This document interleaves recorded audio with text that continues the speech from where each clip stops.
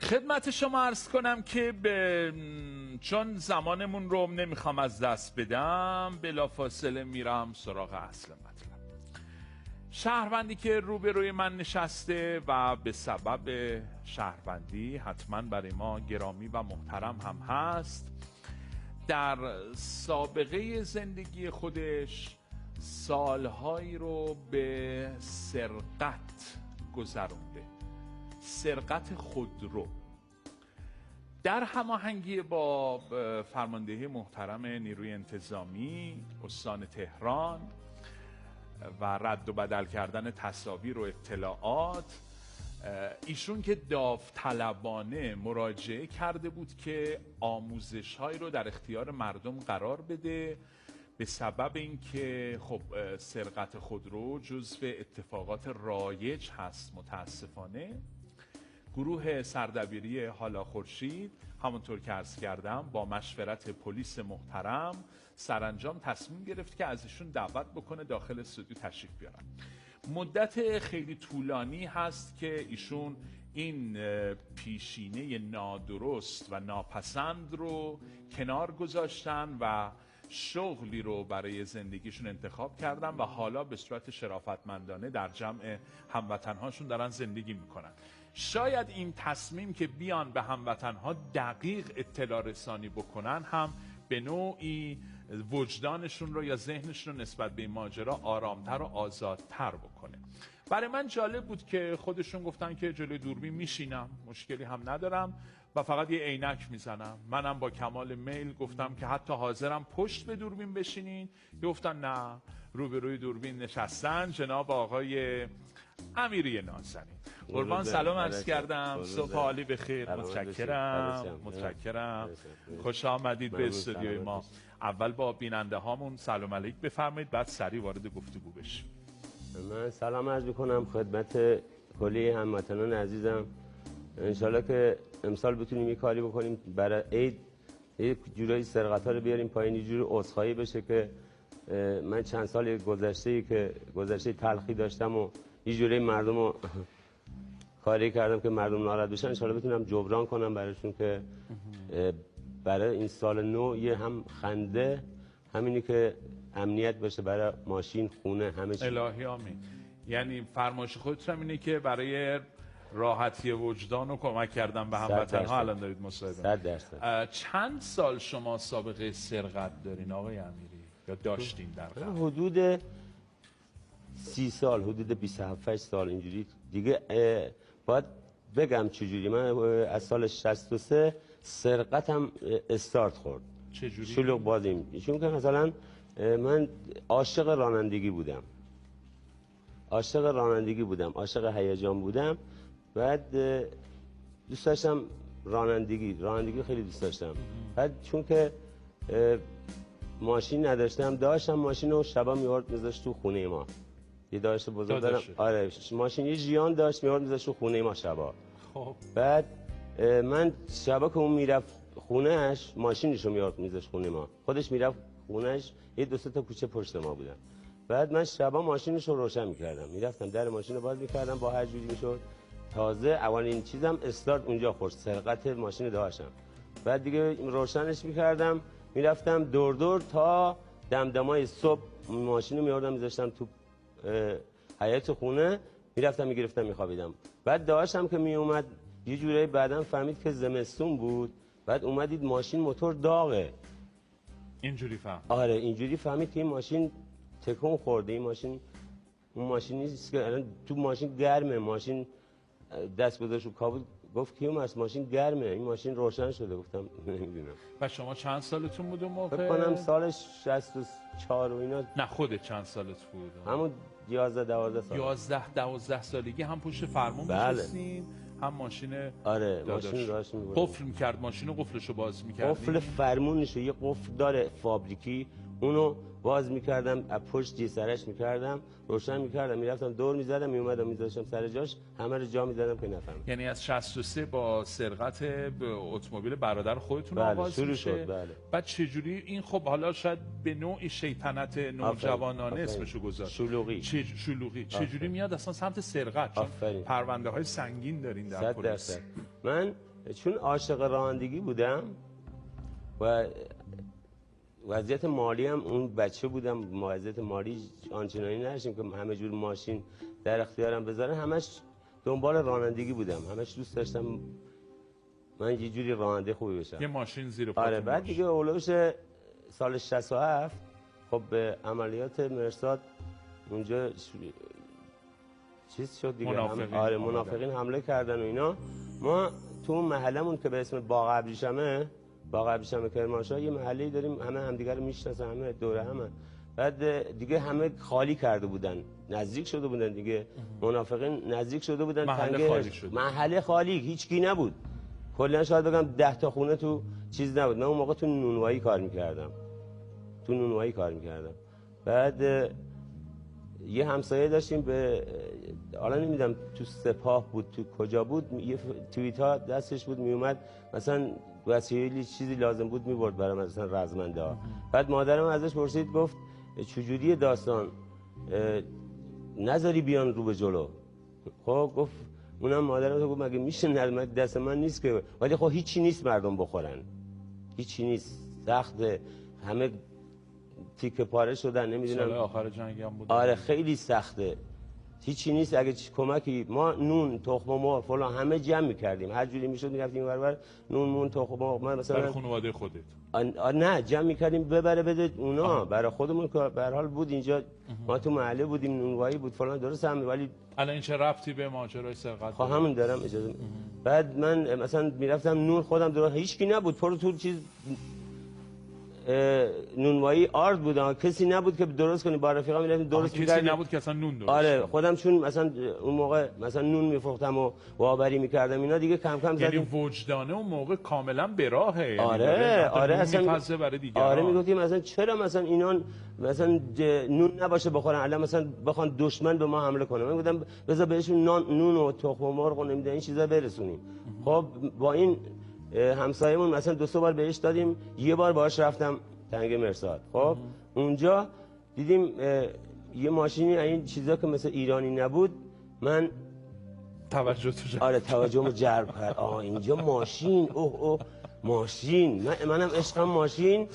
گفتم برو بریم ماشین چیزی بود. یه دونه ماشین بود، من رفتم جنازه منازه توش بود. خب ماشینو گازش گرفتم اومدم رفتم نونوایی، به یکی دو تا رفیقام دارن نون خمیر ممیر درست کردیم و نون پختیم و بچا تو برو تخم، تو برو سیب زمین بیار، همه ماشین رو چیز پر می‌کردیم می‌بردیم اونجا تنگ مرصاد و جبهه، به بچه‌ها می‌رسوندیم غذا، حداقل این کارا رو انجام میدادیم. عشقمون این بود دیگه. بعد دیگه اون به بعد چیز من استارت بیشتر خود، یعنی دیگه رفتم دیگه یه ماشین خارجی. آره دیگه یه ماشین خارجی و دیگه یه ماشین افتاد دستم و چه حالی میده و یکم خیالم راحت‌تر بود، کسی بهم گیر نمیده.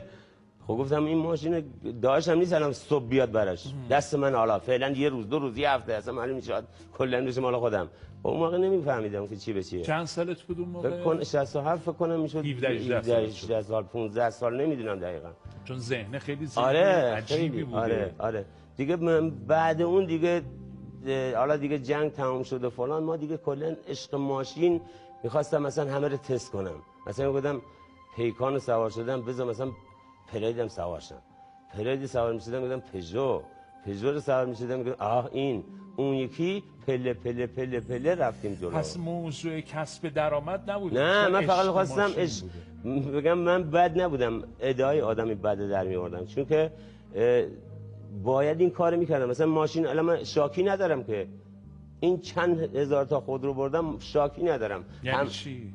خیلی ماشین بردم. بعد بردی گذاشتی سر جا؟ آره نه ماشین رو مثلا می‌بردم دور مثلا یه شب به خاطر عشق به یه ماشین 4 تا ماشین از تو کوچه آوردم بیرون، 4 تا پستریش آوردم زدم میور که دوست دادم اونو بردارم. خب تا اون حد من جلو رفتم. یعنی و آخرین سرقت چه سالی صورت گرفت؟ آخرین سرقت 91. سال 91. آره 91 دیگه. چطور شد که آخرین سرقت شد؟ چه اتفاقی افتاد که گفتی پشت دستمو داغ میکنم؟ آفرین. سال 91 یه جورایی مالخره مال میگیرن. خب مثلا دیگه تا سال 91 دیگه خیلی پرونده ها هر سال میگرفتن، مثلا سال فلان چند تا همینجوری انا حدود شاید بگم 20 تا سابقه سرقت اتومبیل دارم. خب همیشه میگرفتنم، 1 سال 2 سال میرفتم، 3 سال میومدم بیرون. اصلا هم میومدم بیرون از در زندان با ماشین میومدم خونه.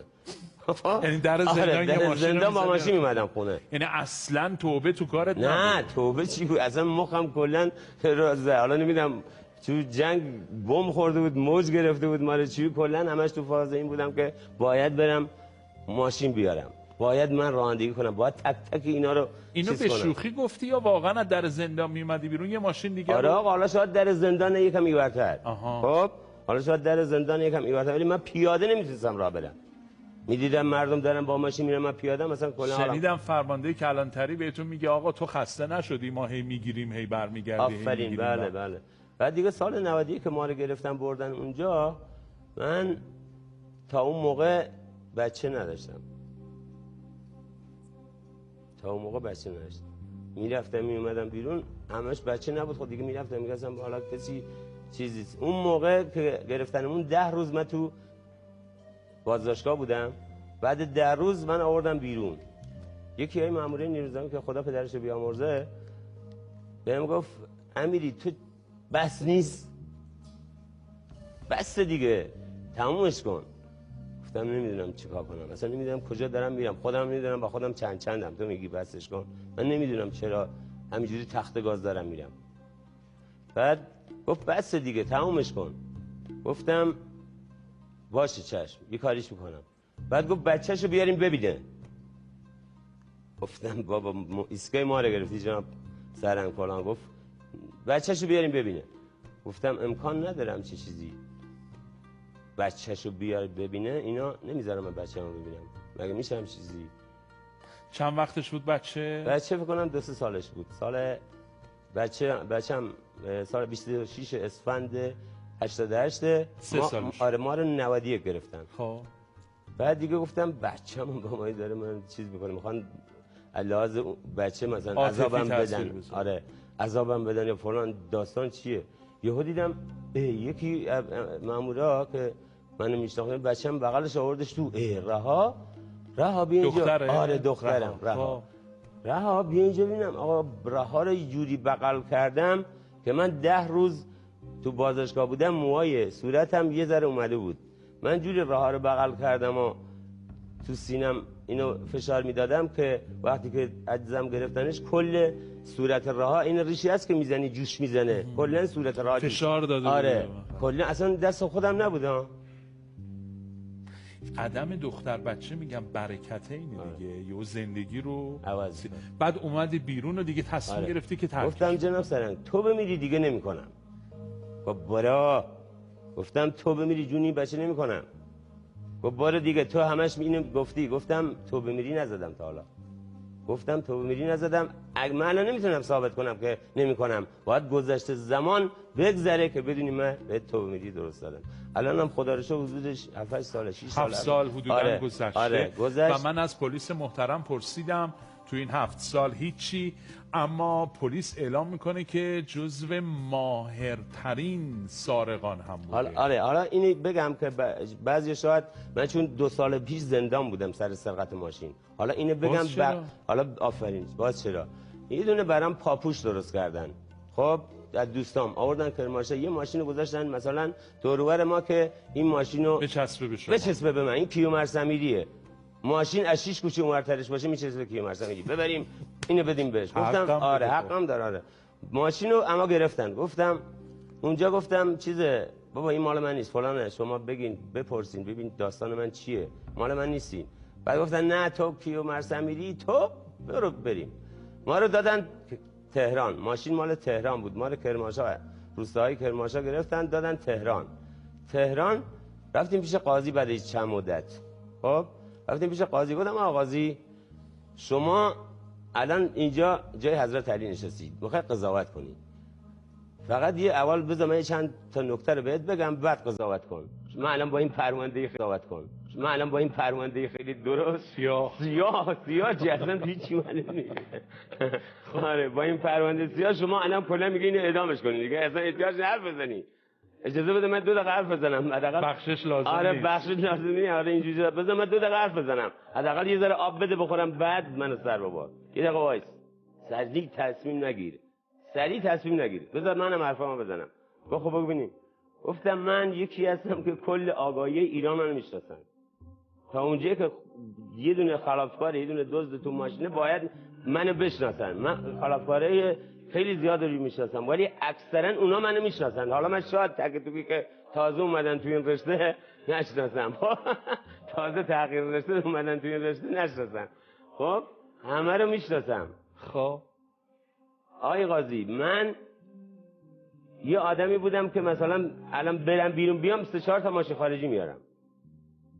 من کارم بوده. من حدود 27 سال تو ماشین بزرگ شدم. یعنی تو ماشین میخوابیدم. شاید بارها بگم 5 سال 4 سال من تو ماشین خوابیدم. شاید بعضی باورشون نشه. فراری بودم تو ماشین میخوابیدم.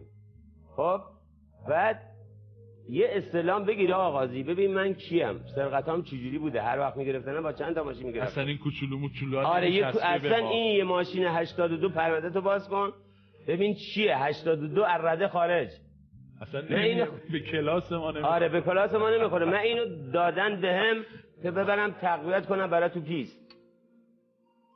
این چون الرده خارجه اینو باید ماشین کلا همش لخص بیاد پایین از اول جمع شه. من اینو به اون خاطر خریدم. الرده خارج هم از 82 نگاش کن. الان باید این ماشین تو آشغالی بود. قبول کرد قاضی که گفتم قشنگ ببین چی میگم بهت.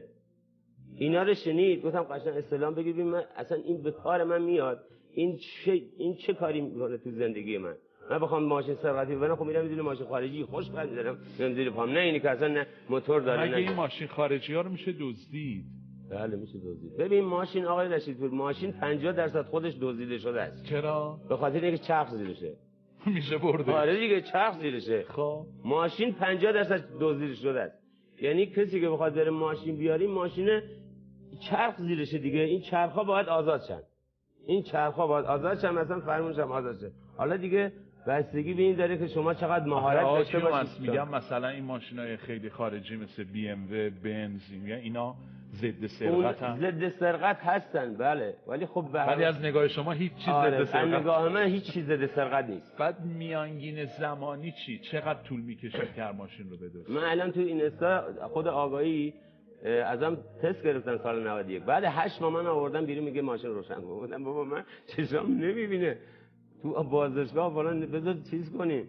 یه ذره عادت چشام ببینه کجام بعد خب تو همون آزمایش شما چقدر طول کشید این کارو بکنید؟ تو الان 15 ثانیه زدم ماشین. 15 ثانیه؟ بله تو اینستا هستش که فیلم گذاشتن تو چیز 15 ثانیه. یه سری فیلم پلیس به ما داده که شگفت انگیزن. حالا 15 ثانیه هم توش آره هست یکی دوتا. این بخش اول فیلم سرقت‌ها رو ببینید. لیوان آب و یه سری پول هم کیومرث خواسته بیاریم رو میز ببینیم چه اتفاقی میفته. بفهم.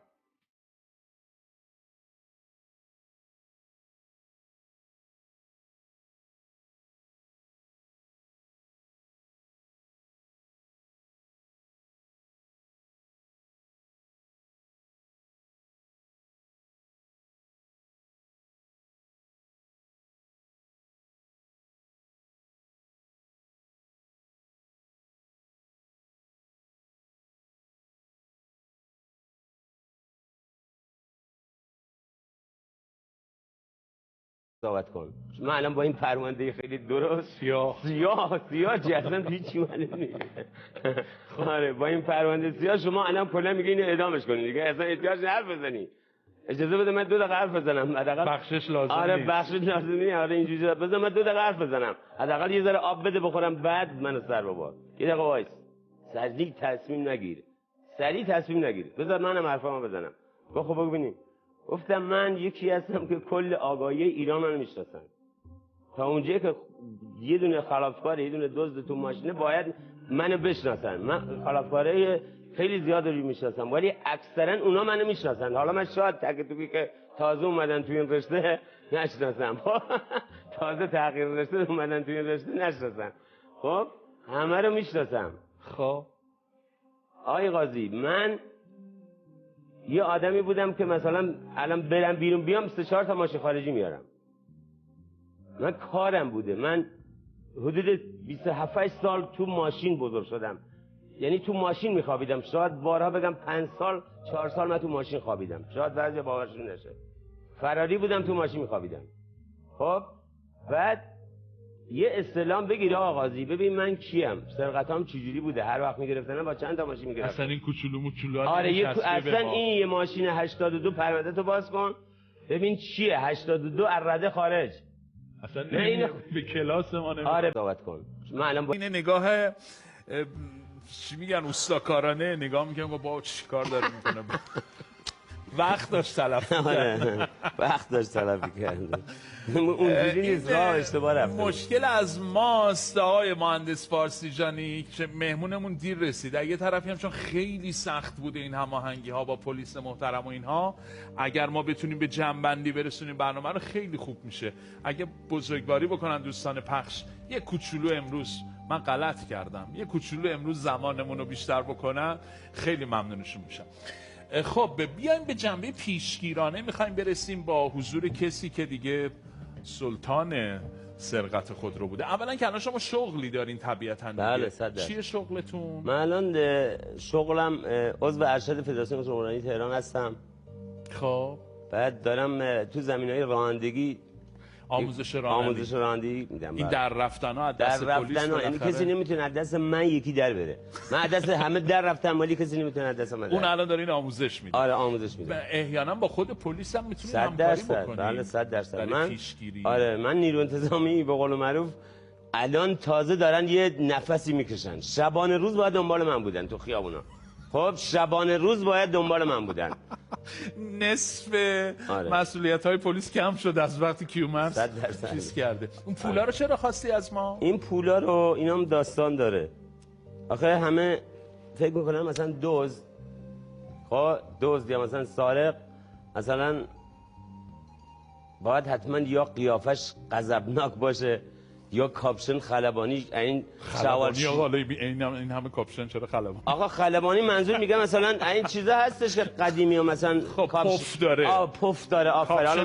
ما به اسم خلبانی مثلا اونا رو صدا میزنیم. آره خلبانی و مثلا نمیدونم این شیش جیبا و مثلا دوز باید این شکلی باشه. اگه شکلی دیگه باشه مردم نمیشناسنش، در حالی که میتونه خیلی اتو کشیده باشه. آره در حال الان مثلا من مدیونیه که یه ذره فکر کنیم مثلا ما قبلا این کاره بودیم. ها آره مثلا میگن دوز فلان. من بارها بود مثلا جاهایی میرفتم مثلا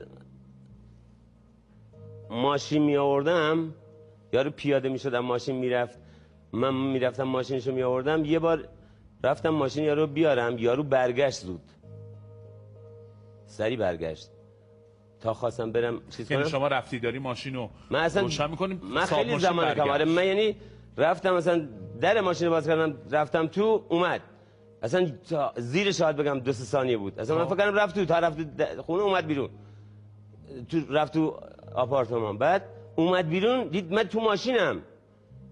منم سری دیگه هیچ کاری نداشتم، سری دستمال لنگ ماشین رو گرفتم، شیشه ماشین داشتم پارک کردم. یارو یهو برگشت فکر کرد ماشینش رو اشتباه داره میبینه. باورش نشد من دارم ماشین رو میبرم. خب کلا رفت اونوری ماشینا رو اونوری فکر کرد ماشینش. آره فکر کرد یه جای دیگه ماشین، اصلا ماشین این نیست. رفت رو به اونوری دیگه ماشینه این ور قشنگ دید زدی ماشینش نیست. تا برگرده شما هم که تا برگشت دیگه ما رفته بودیم خونه، چای هم خورده بودیم. صبحونه هم زده بودیم. حالا پولا چیه؟ آره این پولا ما تو بازشگاه آگاهی، خب اگه قرار بشه اما بزنن دیگه نمیتونن دیگه هیچی دیگه. بعد چند سال اگه قرار بشه کسی اما بزنه و راهکار بخواد نشونه ما بده دیگه یعنی چی، ما درس نخوندیم تا حالا. بعد تو آگاهی با یکی از رفیقام ما پولامونو میذاشتیم پیش هم دیگه. خب یعنی مثلا 2 نفر بودیم، پولامون پیش 1 نفر بود. پولامونو یا باید تو آستینمون قایم میکردیم، چون تو آگاهی یه لباسه میدن جیب نداره. خب باید تو آستین دیگه باید پولتو نگه داری. بعد این رفیقم با هم پولامون یکی بود، 2 تامون پولامون رو گذاشته بودیم میشم. این دیگه میدونست من خیلی قدرم، پولو داده بود دست من، میگه تو حواست بیشتر جمعه. آره کسی نمیتونه حتی بزنه، ولی هی دعا میکرد میگفت خدا کنه این پولتو ببرن، خدا کنه این پول کم شه. آره که رود کم شه. تو من اگه تو رود کم شه حاضرم منم 5 میلیون تومان بدم. گفتم نمیتونن ببرن. گفت میبرن ازت. گفتم اگه بردن تو میبینی. گفت باشه حالا میبینی من اینجا همه خط چیزن بین مثلا تو اتاق ما یه دونه اتاق 30 نفر حداقل سارق بودن. سارق نه آقا چرا میگی سارق؟ چی بگم؟ نمیدونم حالا اسمش دوست دیگه. آره خلافکار همه جوره بودن، همه جو خلاف بودن. این چیزی نیست که بگی همه دزدن، قاتل بود، جانی بود، فراری بود، همه جور بودن. گفت پولاتو میبرن. گفتم نمیبرن. بعد شب خوابیدیم پولامونو چیز کردیم، پولامونو گذاشتیم تو آستینمون. گفتم خدا اگه پولا رو من ببرن بیچاره میشم، اگه پولا رو ببرن بیچاره میشم. رفیقم دیگه صبح تا غروب منو ایستگاه منو میگیره که پولاتو بردن، اینو باید اینجوری چیزش کنم. گفتم خدا چیکارش کنم اینو، پول ببرن چجوری ثابت کنم؟ بعد گذاشتم تو آستینم و خوابیدیم و فردا صبح پاشو برو دشویی، پا شدیم. من اولین چیز که استرس چیزشو داشتم که این نبرن، سریع دستم رفت برای پول دیم نیست. زده بودن دیگه. یعنی حاضر بودم همون لحظه 10 میلیون پول بدم، اون 200,000 تومان پول بیاد. خب میگفتم اگه این بدون پولمو بردن دیگه واو ایلا، دیگه حیثیت پرچم رفت تو وایتکس. حالا بودم یعنی پرچم رفت تو وایتکس. فردا دیگه آنتن مرکزی کل کرمانشاه و تهران اینه، همه رو میگه رفتیم تو آگاهی پولاشو زدن فلان، دیگه بیچاره میشم، نصف زندگی میره اون بره. خدا چیکار کنم؟ بعد رفتم گفتم آقا پول منو کسی ندیده، تو رو خدا پول منو پیدا کنی، آبروم میره، پول مهم نیست، حیثیتیه این. داستان حیثیتیه. به فکر آبرو بودی اونجا؟ آره بابا ما اصلا کلا همش کارمون دزدی نبوده که. بعد یه جایی هم به مردم حال دادیم. من ماشین مردم رو میبردم پس میدادم، حالا اونم تعریف کنم. تون بگو فقط. آره. نمیدونم امین چقدر شد زمانمون. بعد رفتم نگهبانی. وقتی به همه گفتم آقا پول منو پس بدین ندادن، رفتم نگهبانی گفتم آقا پول منو بردن. خب پول دیگه پیدا نمیشه که، بردن دیگه. گفتم آقا مال من باید پیدا شه، آبروم میره به خدا اگه دنبال پوله باشم. حالا اینجا پول میریم بالا، باز از شعبه میگیریم میاریم میذاریم جیبمون، ولی آبروم میره. این دیگه آنتن مرکزی کرمانشاه است. گفت خب چیکار کنم؟ گفتم بیا بریم در اتاق. افسر نگاه با هم اومد، رفتیم در اتاق. گفتم لطف کن همه رو بازرسی کن، من که نمیتونم بازرسی کنم، من پولا پیش اینا. گفت خود چجور پول دیگه، چجور اینا پول کدومش مالته؟ گفتم آقا شما بازرسی کن من بهت میگم. گفت باشه. بازرسی کرد، اولی، دومی، سومی، چهارمی. من میدونستم پولام پیش کیه، ولی همه پولا رو نگاه کردم تقریبا. خب این پول منه، نه این پول منه، نه این پول منه، نه، تا رسیدیم به اون نفره. من میدونستم خب پولم پیش کیه، ولی خب باز برگ برندم یه چیزی دیگه بود. یارو اومد پولاشو داد، پولاش زیاد بود. همه رو نگاه کردیم. خب همه رو نگاه کردم، گفتم آقا این مال منه، این مال منه، این مال من نیست، این مال منه.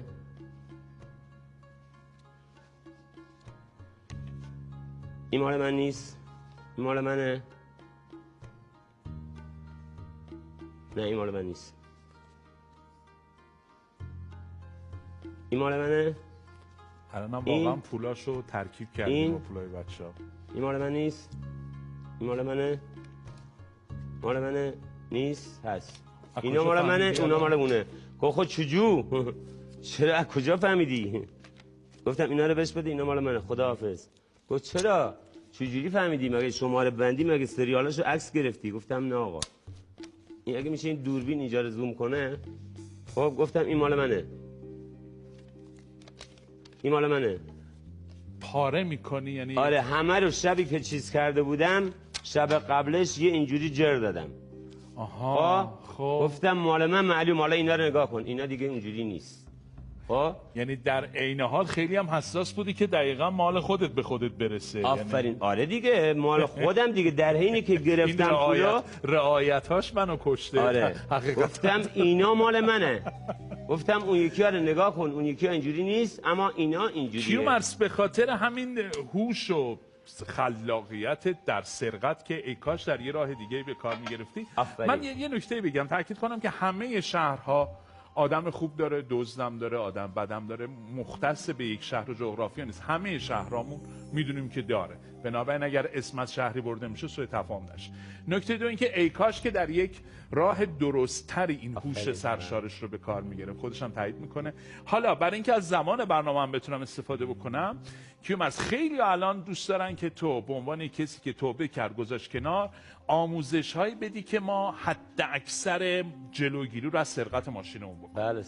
این 2-3 دقیقه اینا رو بگو. 2-3 دقیقه. آره 2-3 دقیقه. من اول که دیر اومدی دیگه. آره حالا میام باز قول میدم بیام همه چیز برای دم عید. کارشناس سرقت آره من قول میدم به بینندگان عزیز برای دم عید یه کاری میکنیم که سرقت خیلی کم بشه. از همین الان شروع بکنیم. آره 2-3 دقیقه بعد بازی جلسه دیگه میاد. آره 100%. برای چیز سرقت من اول که گفتم از همه عذرخواهی میکنم که چند سال اذیت کردم. اگه کسی ماشینش نبوده حقش بوده اومده گذاشته خداحافظ، خب منم اونجوری دیگه حالم خراب میشه. تو یه ماشین تو میذاری درو میبندی خداحافظ. قشنگ وایس ماشین تو نگاه کن، اول در قفل فرمون قشنگ بزن.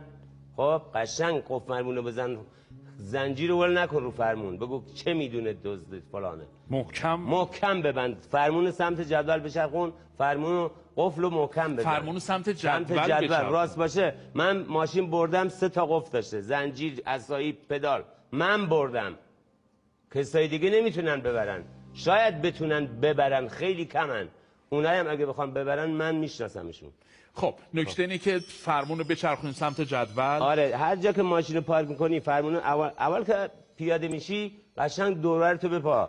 من اگه یارو ماشینشو پارک میکرد دورورش میپایید منو میدید میگفتم آه نکنه. حواسش هست. آره حواسش هست. این اوناست که حواسش هست. یعنی شده به صورت نمایشی از ماشینمون پیاده میشیم دورور رو آفرین. آره یه نگاه بندازیم. یارو چشش میافتاد تو چشای من میگفتم نکنه من شناخت. آها دیگه در میاد. دیگه بیخیال شو اینو. اون یکی ماشین زیاده، این نکنه من شناخت. این خیلی زغله. اومد بیرون یه جوری این زیرکه قشنگ 4 طرفشو پایید، پس این بره امکان داره برگرده. ولی اونی که میومد در میزد میرفت میگفتم این رفت تمام دیگه. خب پس وقتی میای پایین یه ذره دورت نگاه کن، قفل فرمون قشنگ بزن، یه سویچ مخفی بزن اگه ماشین. سویچ مخفی واقعا؟ آره سویچ مخفی کاربرد داره 100%. چون تمام کار ما رو مختل میکنی. من الان میام ماشینو میدزدم میدونم کاربراتش سر جاشه، کویل سر جاشه، قفل فرمونش هم سر جاشه. این ماشین قفلش بازشه فلانشه روشن میشه، ولی من نمیدونم اینشم شما دست زدی. آها سویچ مخفی. آره اینشم، چون تا بخوام اونو پیدا کنم زمان میبره. منم زمان نباید بذارم تو کار. قاتل کار تو زمانه دیگه. قاتل. من باید زیر هر چند ثانیه زودتر کارم انجام بدم که برم. قرار نیست که من بیام وایسم ماشین تو رو 6 تا توی فیلم دومی که میخواستم پخش کنم و نشد زمانمون کمه، تو روز روشن یه جای خیلی شلوغ خیلی راحت با خونسردی میدوزه ماشینو میره. جای شلوغ و اینا براتون اهمیت نداره؟ اصلا جای شلوغ بهتره. چرا؟ من وقتی صاحب ماشینو بشناسم جای شلوغ بهتره. میگم آقا رشیدپور صاحب این ماشینه. خب آقا رشیدپور یا یکی بره دنبالش، یه نفر دنبال آقا آره زاقشو بزنه کجاست. من دیگه ماشین مال خودمه. من نیرو انتظامی هم میگم جانم آقا مدارک همراه نیست استلام بگیر ماشینمو. خب داره پخش میکنه. این همون جای شلوغیه که میگم ببین اونجا تعمیرکارا دارن کار میکنن. این راحت اصلا ببین همیشه ماشیناتون یه جایی بذارین. پخش میشه صدا؟ آره صدات پخش میشه بگو. ماشیناتون یه جایی بذارین جلو چش مثلا یه سوپرمارکت، یه دوربینی، یه جایی که یارو قیافش شناسایی بشه. مثل همین دوربینه که توی حیاط خونه است و آره، کامل معلوم. آره، بنده خدا صاحبش اومد جلو دوربین بذارین یه جایی که کیومرث بیا از اول فرمونمون رو بچرخونیم سمت جدول. بله. از ماشین پیاده شدیم دور و برمون رو یه نگاه پلیسی بندازیم. بله. حتما سویچ مخفی بذاریم، جایی بذاریم که یه شناسی نگاه بکنه. آره. ماشین رو جلو دوربین چیزی باشه. 20 ثانیه. آخرین توصیه‌تو بگو. آخرین توصیه‌ام اینه که من همه رو میگم فعلا یه ذره صبر کنیم. من تا این 2 ماهی که مونده به عید من همه برنامه‌های جای دیگه با نیرو انتظامی با فرماندهی کل صحبت کردیم که من یه برنامه‌ای بسازیم در اختیار مردم بذاریم که سرقت کم بشه. من بهتون قول میدم سرقت اگه روزی 100 تا بشه تو تهران باید بیارم زیر صفر. باید بیاد زیر صفر. من فکر میکنم که یه برنامه آموزشی دیگه باید با کیومرث داشته باشیم. خیلی ممنونم از بچهای پخش، خیلی بهمون کمک کردن. متشکرم.